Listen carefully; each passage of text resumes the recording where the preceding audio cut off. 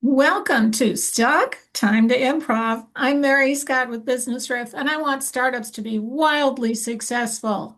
Today, we're going to be talking about the messaging gap, and our special guest is Chris Silvestri from Conversion Alchemy. Thank you so much for coming, Chris. Thank you so much for having me, Mary. It's a blast being here.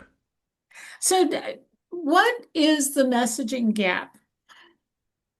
Yeah, so what I call the messaging gap is it's something that a lot of startups especially struggle to understand when they think about messaging, writing, copy, writing for the website, for their emails, or for their sales deck.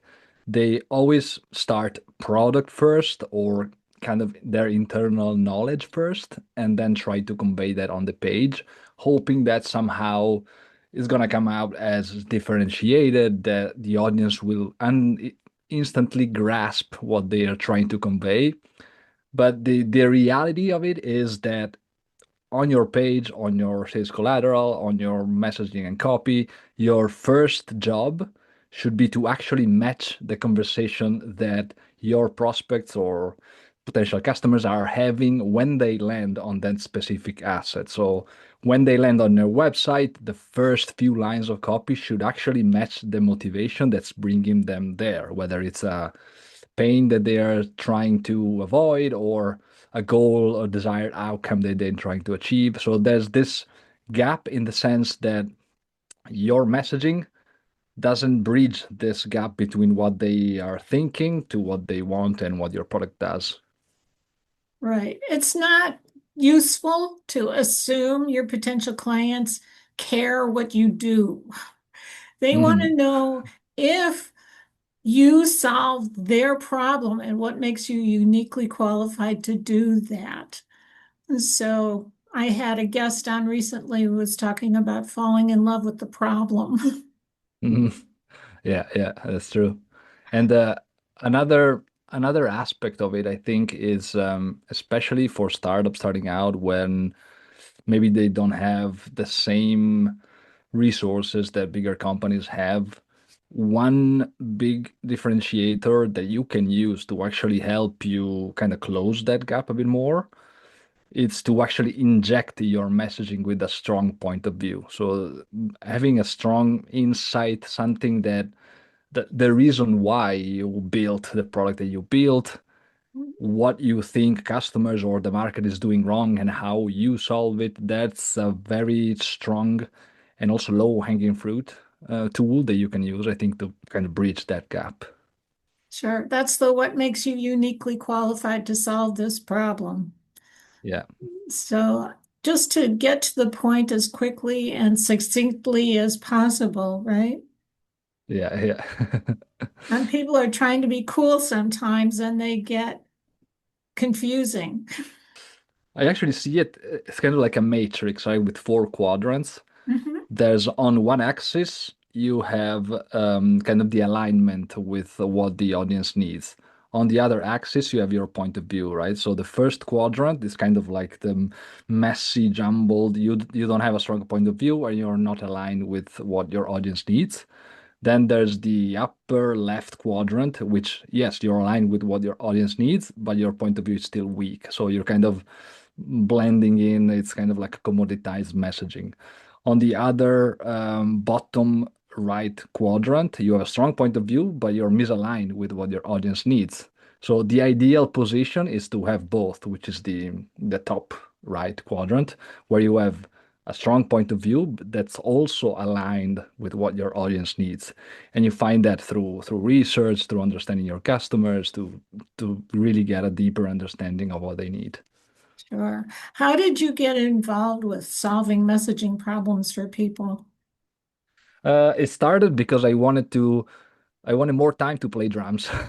So I was a software engineer, and I decided to look online for how to make money online. And I tried different things, writing blogs, selling products on Amazon, but nothing stuck until I stumbled on copywriting. And I was instantly hooked by the psychology behind it, the decision making, especially in B2B, the field I'm in.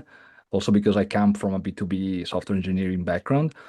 I've always been immersed into decision-making scenarios where there's a lot of people involved, decision-making units, so a lot of very interesting dynamics. And so all of that was super interesting to me.